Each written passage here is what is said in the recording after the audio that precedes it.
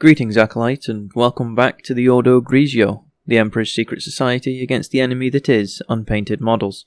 In this video, we're digitally kitbashing and printing some very bad dogs. Dornian Heresy, Space Wolf Berzerkers.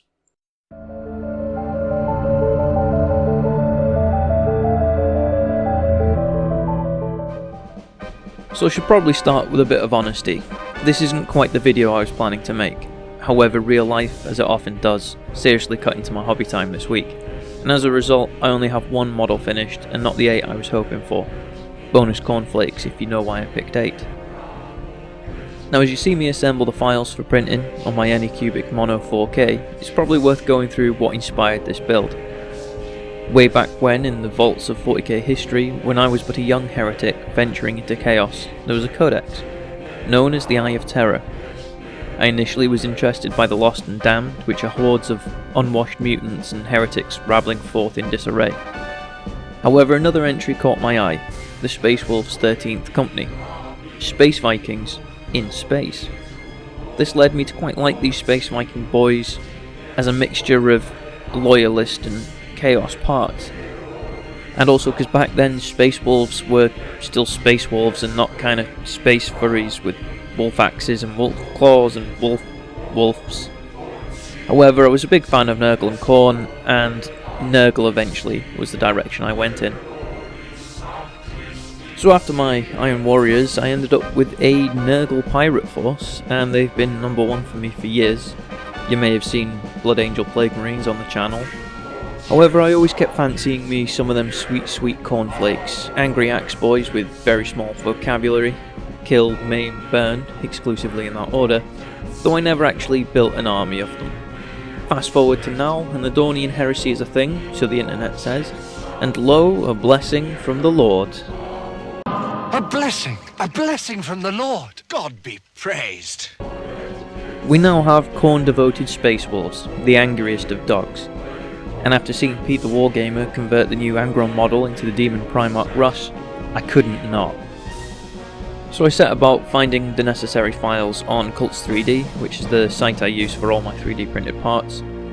I combined modular Space Wolves, some Chaos components, Khorne Berserker parts, and I organised them into the prints you can see on the screen, plus an extra print or two after the heads didn't want to print and a few weapons failed during printing.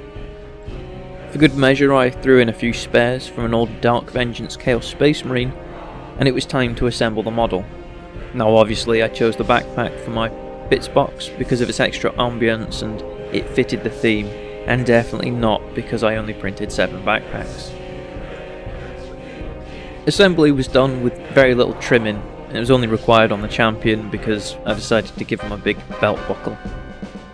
Thankfully most of the parts were from the same designer, so they fit together really well. A little bit of super glue on the joints and the model's ready for priming. As always, I start with a Zenithal Black Grey Prime, even though the majority of paints I used will be traditional acrylics rather than speed paints.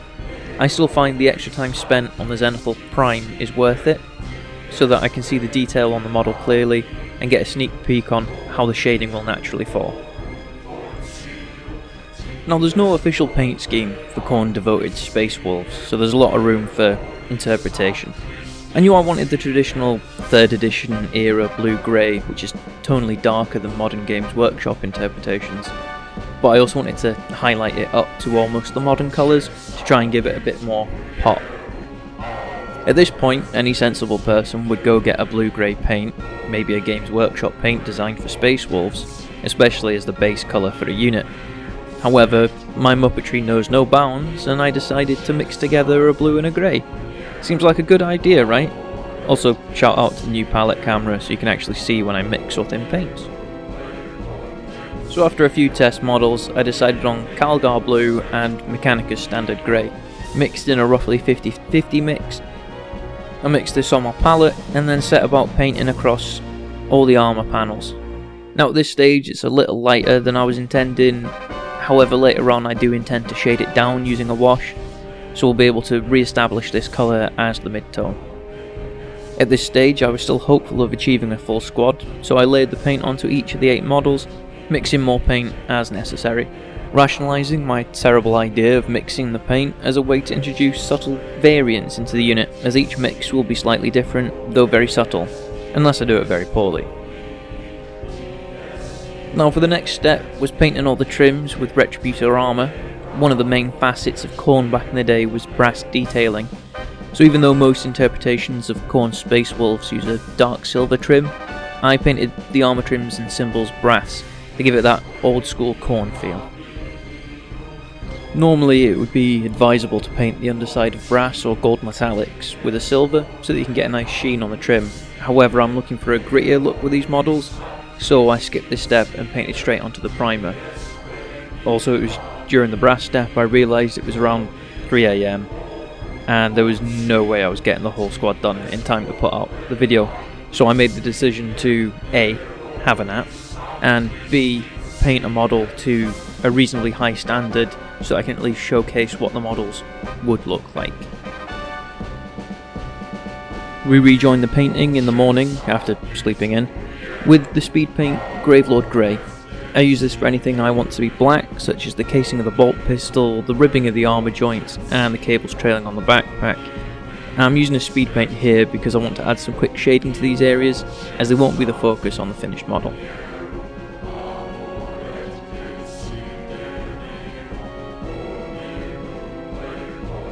Now, being a heretic, I didn't imagine the Space Wolf would be in the best of health, so I used a mix of Crusader skin and Malignant Green speed paints, again about 50-50, to give an unhealthy undertone to the skin, especially with the side of his head being full of boils and mutations, almost like he'd spent centuries raiding from his home in the warp and it was taking its toll on his superhuman resilience.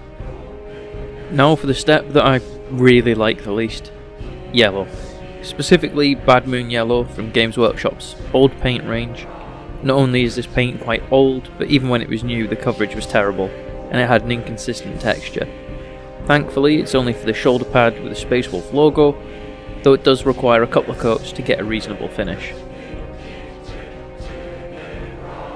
Now onto the Lead Belcher, my go-to dark silver colour for all the chains across the model, which, as a follower of Khorne, there's quite a few, as well as the backpack trim and vents. While I should really invest in other silver paints, as I am limited to gunmetal levels of dark, I find my painting style has only ever really required a lighter silver once, and I have that for my airbrush, so for now Lead Belcher will do just fine. Also, I didn't pick out the teeth of the chain axe at this point, because I have a cunning plan. It's a cunning plan, actually. The next step is a quick base coat of Xandri dust, applied in a thin layer over the parchment on the Berzerker's leg, and also onto the skull chained to its thigh. Despite being only two small areas to cover, this was quite hard to do, as I was struggling to find an angle where both me and the camera could see it at the same time. Being a space Viking, no matter how far to Chaos he's fallen, I felt it was fitting to go with orange hair, remembering back in the old Space Wolves kit, the garish spiky orange haired model which I was always a fan of. So for this I used the speed paint Fire Giant Orange. I did also apply this down the shaved side of his head just to give the impression of stubble growing back through, like he's still going with the crew cut even though half his face is mutated. Now I'll start to shade all the armour and Lead Belcher with Nuln Oil. Hopefully by now you can start to see the miniatures coming together, though I have to admit I was questioning some of my decisions. I wasn't a fan of how the model was coming together, and I also applied Necron Abyss to the Space Wolf logo, thinking it would give me a bluish off black, but it actually came out more like a horrible purple in an alleyway at 2 o'clock in the morning, so later on I cover it with Abaddon Black. Now, not liking what I'm painting has always been a weak point of mine, and likely quite a few painters out there as well. However, even before applying the washes, this model is a totally acceptable standard. There's a lot of videos out there showing amazing painting talent, and I know how hard it is not to compare yourself to those kind of painters. I do it every time I paint a model. It can be hard to get out your own head sometimes, but the most important thing with your miniatures is that you enjoy them, especially with the price of them these days. It really doesn't matter if you're an award-winning painter or what people on the internet think, says the one writing a script for a video he's posting on the internet. But if you enjoy the process of painting, then over time you'll naturally progress.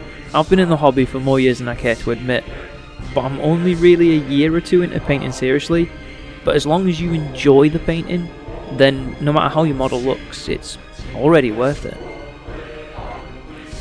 Now I'm aware this video's getting on in length now, and I try and keep these around the 10-minute mark, and we're just on to the first of the washes I did on the model.